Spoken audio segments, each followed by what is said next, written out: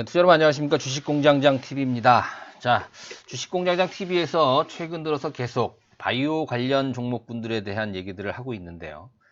아무래도 이제 시장 분위기 자체가 바이오가 강세를 보일 수 있는 그런 어떤 환경들이 조성이 되고 있다. 자, 이런 말씀을 이미 진작에 말씀을 좀 드렸었는데요. 자, 오늘 같은 경우는 바이오가 어제 상승에 의해서 조금 밀리는 모습이었습니다만 여전히 강세로 전환되는 그런 흐름입니다. 특히나 최근에 이제 셀트리온에 대해서 많이 말씀을 좀 드렸었는데요.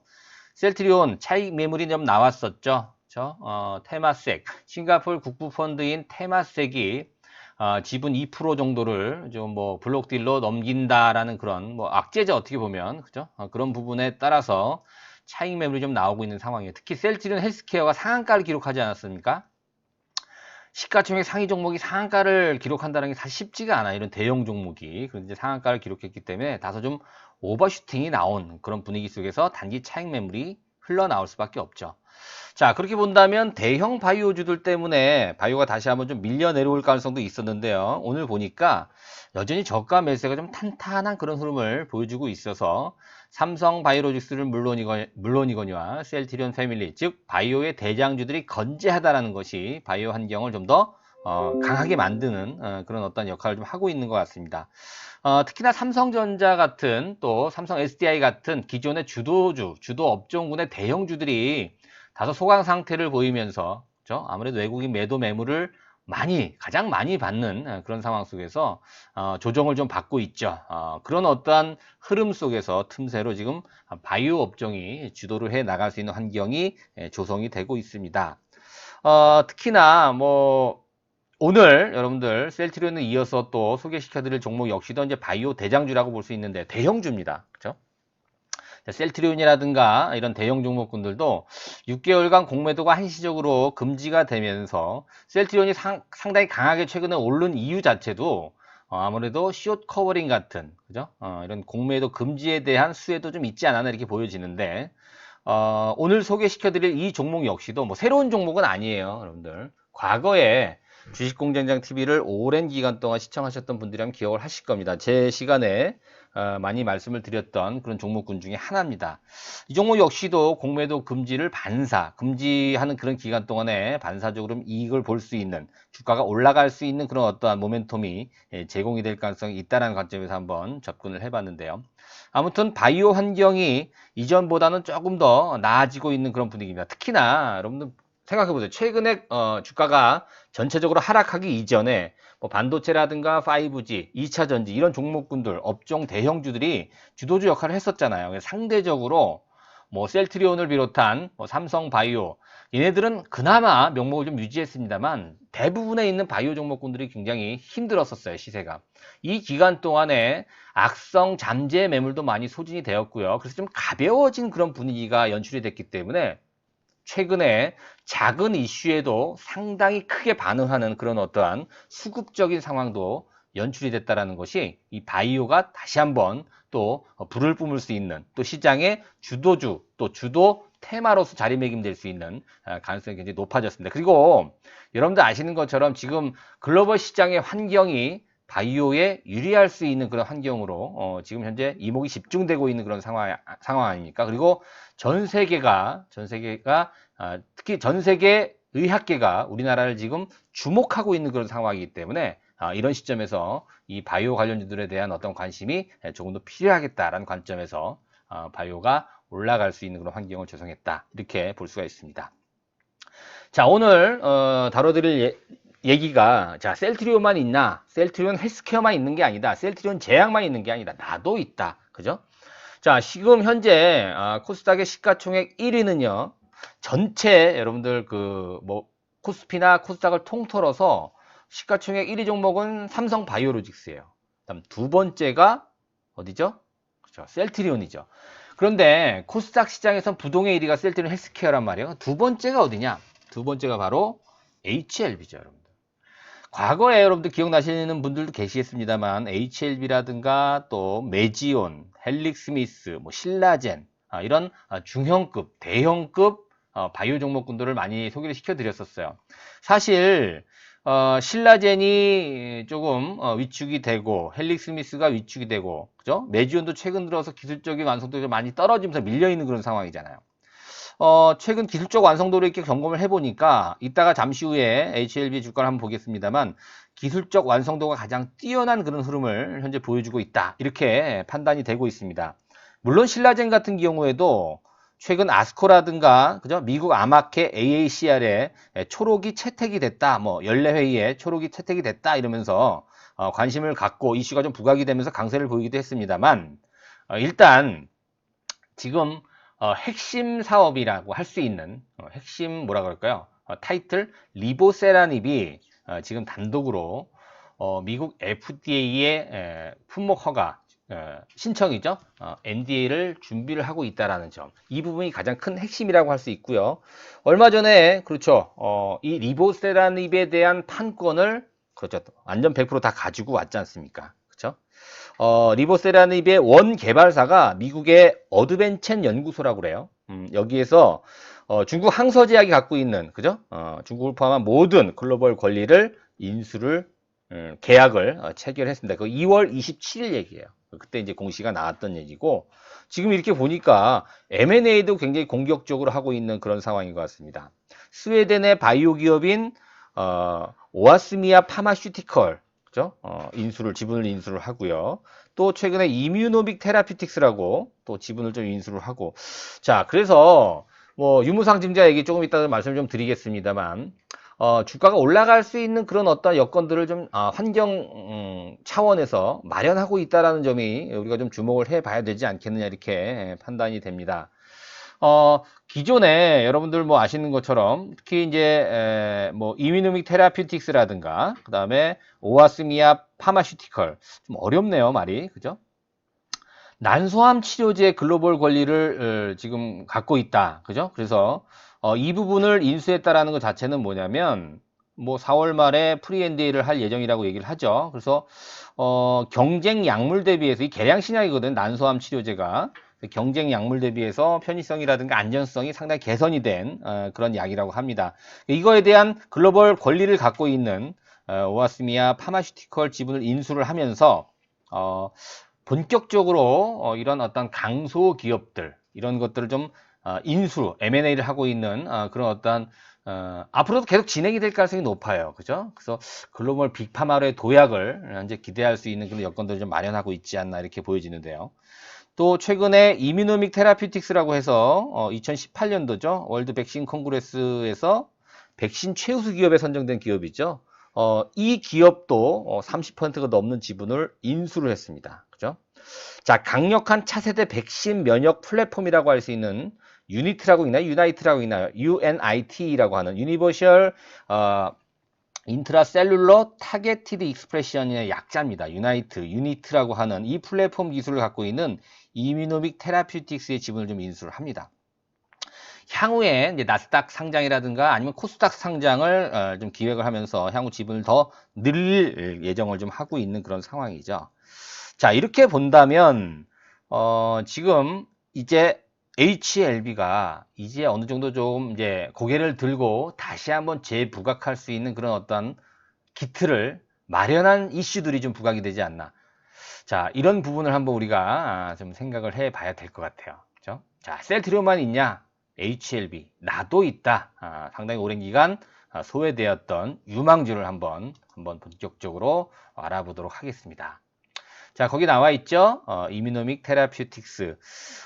물론 이제 자세하게 여러분들 뭐 기업 내용에 대해서 말씀드리긴 좀 어렵습니다만, 지금 뭐 판권을 인수한다라고 앞서 말씀드린 대로 이제 리보세라닙에 대한 글로벌 100%의 판권을 인수했다라는 것 하고, 뭐 오아스미아라든가 이뮤노믹 테라피틱스 세계적으로 기술력을 인정받은 기업들을 인수하고 있다라는 점. 물론 자금도 많이 필요하겠죠. 그래서 HLB 이 그룹이 상당히 좀 원대한 꿈을 꾸고 있는 그런 어떤 뭐 초석을 다지고 있다. 이렇게 좀 볼 수가 있는 것 같은데요. 추후 또 HLB를 다시 다루는 그런 시간을 가질 때 좀 더 자세하게 여러분들께 말씀을 드리기로 하고요. 자, HLB가 이제 엘레바 100% 자회사가 돼서 삼각 합병에 성공을 했죠. 사실 HLB 여러분들 예전에도 그런 말씀 드렸습니다만 구명정 제조회사였었잖아요. 그죠? 예, 보트 회사였었어요. HLB라고 하는 게 뭐예요? 현대 라이프 보트의 약자예요. 그죠? 근데 이제 이 삼각 합병에 이제 성공을 하고 지분 인수 또 지금 공격적인 M&A 뭐 이런 걸 통해서 이제 명실공히 확실한 바이오 전문 회사로 이제 변신이 됐다라는 것이죠. 그렇죠? 그래서 지금 중요한 게 뭐냐면 앞서 말씀드린 대로 리보세라닙이 미 FDA의 위암 치료제로서 지금 NDA가 진행이 되고 있다. 그죠?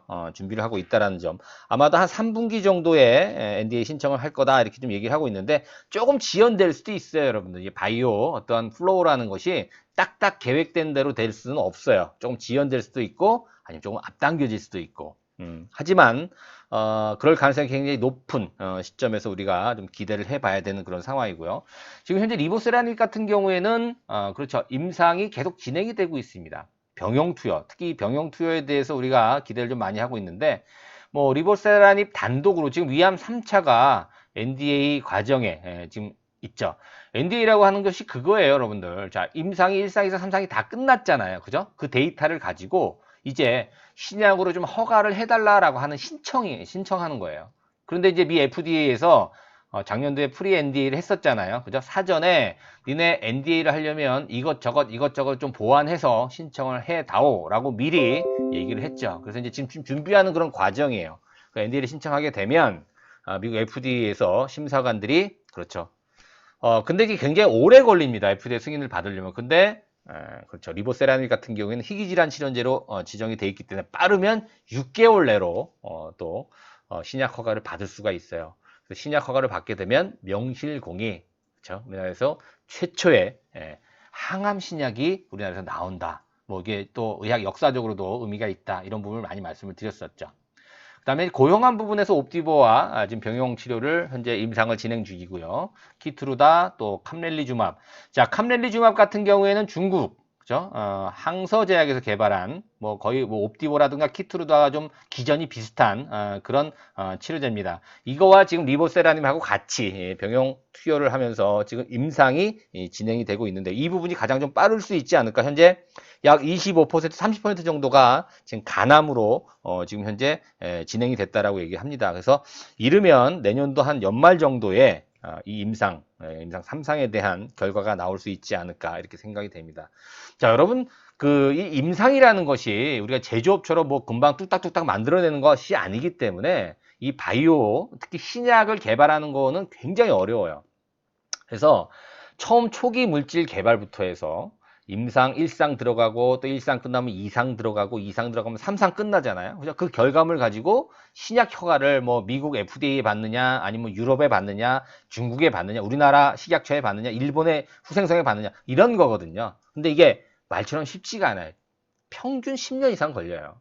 그죠? 그래서 지금 단독 리보세라닙 이 치료제가 임상 3상으로 왔다라고 하는 것은 거의 8분 응선, 9분 응선을 넘었다라고 보시면 돼요. 확률도 점점점 높아질 수밖에 없는 것이죠.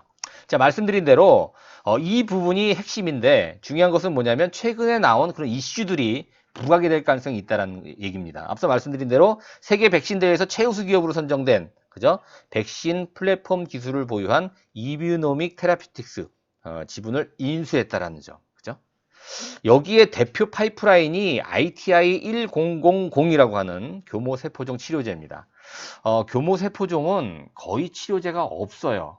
있긴 있는데 이거 걸리면 거의 이제 사망한다라는 그런 굉장히 무서운 암이에요. 교모세포종이라고. 그래서 경쟁 약이 있어요. 뭐 녹시자 셀이라든가 또 파맵신, 뭐 코미팜 같은 이런 회사들의 또 비교 약이 있는데요. 이 회사로부터 지금 적용이 되고 있는 그런 치료제보다 훨씬 더 우수하다라고 이제 평가를 받고 있는 ITI-1000. 자, 이 부분도 여러분들 한번 주목을 해봐야 될 것 같고요. 그래서 지금 현재 요거 ITI-1000을 중심으로 현재 백신 임상이 하반기에 좀 시작된다. 뭐 이런 공시도 최근에 좀 나왔어요. 말씀드린 대로 또 하나가 뭐냐면 그렇죠. 스웨덴 오아스미아 파마 이 회사로부터의 항암제, 어필리아라고 있나요? 그죠? 글로벌 권리도 인수했다. 이런 부분. 자, 4월 말에 프리 NDA 예정이고요. 올 연말 NDA를 완료할 계획이다. 이렇게 이슈가 계속해서 나오고 있다는 얘기죠. 자, 그런데 6월달 기준으로 여러분 유무상 증자를 합니다. 일단 현재로서 유상 증자는 악재일 수밖에 없어요. 그래서 이제 최근에 언제 그 얘기가 나오면서 주가가 그냥 5% 정도 떨어지기도 했었습니다. 그런데 지금 보시면 물론 유상과 동시에 무상 증자도 진행하는데 기준일이 6월 8일인가로 제가 알고 있습니다. 그래서 10주당 한 주, 배정비율이 한 10% 정도 되고요. 할인율이 20% 정도 됩니다. 그 다음에 무상을 바로, 유상한 다음에 10%를 바로 하고요. 그렇게 본다면 아마 성공적으로 증자도 완료가 되면, 여러분 보세요. 이 M&A, 특히 R&D, 이런 거를 통해서 이 바이오 기업들은 어마어마한 자금이 필요합니다. 그렇죠? 하필 이 시점에서 왜 유상 증자를 하냐? 그래서 주주들은 조금 반대를 할 수도 있는 그런 부분이긴 합니다만, 회사가 커 나가기 위해서는 여러 가지 그죠? 지원도 받고 투자도 받고 증자도 하고 이럴 수밖에 없어요. 사실 제가 이제 비교를 좀 많이 예전에도 했었습니다만 셀트리온하고 또 HLB랑 비교를 좀 많이 했었어요. 그죠? 공통점이 여러 개 있다고 말씀드렸잖아요. 그죠? 일단은 첫 번째가 뭐예요? 공매도가 많다라는 점. 그다음에 악성 루머들이 굉장히 많다라는 점. 최근 여러분 셀트리온 악성 루머 별로 없어요. 공매도는 여전히 있습니다만 루머가 많이 없어져서 이제 검증이 됐기 때문에 그런 것이거든요. 또 하나 공통점을 또 우리가 꼽을 수 있으면 뭐가 있어요? 그죠. 닥터 출신이 아니라는 거예요. 오너가. 그죠? 셀트리온의 서정진 회장도 공학도 출신이거든요. 그죠? 그 다음에 HLB도 마찬가지죠. 그죠? 진양고 회장도 닥터 출신이 아니에요. 그죠? 네. 그런 공통점이 있다는 것이 뭐냐면 밀어붙이는 어떤 추진력 이런 부분이 아무래도 조금 더 강점으로 작용할 수 있지 않을까 이런 공통점을 뭐 굳이 찾아본다면 뭐 얘기해 볼 수 있을 것 같습니다. 자, 어찌됐든 이렇게 리보세라니 관련된 얘기들 또 최근에 공격적인 M&A 관련된 이슈들이 부각을 나타내고 있다. 자, 이렇게 볼 수가 있고요. 그러면 여러분들 최근에 기술적인 흐름이 어땠는지 우리가 한번 좀 보도록 할게요. HLB의 흐름이에요. 이제 일봉 차트인데, 제가 이제 작년도부터 해서 많이 HLB에 대해서 기술적으로 말씀을 좀 드렸었는데, 의미가 별로 없었어요. 왜 의미가 없었냐면, 이렇다 할 만한 거래가 그동안 없었거든요, 연초에도. 그리고 연초에는 뭐였었어요? 그렇죠. 워낙 삼성전자를 비롯한 IT가 강세를 보였기 때문에, 매기가 저쪽이었지, 이쪽이 아니었다라는 얘기죠. 자, 그런데 보시면, 최근에 가장 거래가 많았던 지점을 보니까 바로 요 날이에요. 요 날이 2월 27일인데요. 요날 무슨 일이 있었냐면 앞서 말씀드린 대로 그렇죠. 리보세라닙에 대한 판권을 그죠? 다 인수를 한 거죠. 그죠? 앞서 말씀드린 대로 리보세라닙 원 개발사가 미국의 어드벤처 연구소잖아요. 여기로부터 글로벌 권리를 다 인수를 받는 그런 계약을 체결했어요. 그날이 바로 2월 27일인데요. 그날 주가가 그렇죠. 꽤 올랐네요. 그죠? 뭐 상한가는 아니었습니다만 20%가 넘는 상승을 장중에 보여주기도 했었습니다. 근데 그게 약발이 계속 받지 못하고 또 중간적으로 밀렸었어요. 그죠? 뭐 여러 가지 이유가 있습니다만 아직은 HAB가 움직일 때가 아니다라고 이제 좀 판단을 한 거죠. 그래서 한 번 더 눌러줍니다. 그리고 지속적으로 거래가 좀 들어오고요. 어제도 의미 있는 거래가 한번 강하게 좀 들어왔었어요. 그죠? 자, 오늘 5.7%의 강세로 마감이 됐는데요. 자, 거래는 큰 폭으로 줄어들고 있는 그런 흐름이고요. 특히나 최근 들어서 바닥권에서 8만 원대에서 바닥권을 형성하면서요. 외국인들의 매수가 꾸준하게 좀 들어오고 있는 그런 모습이 확인이 되고 있죠.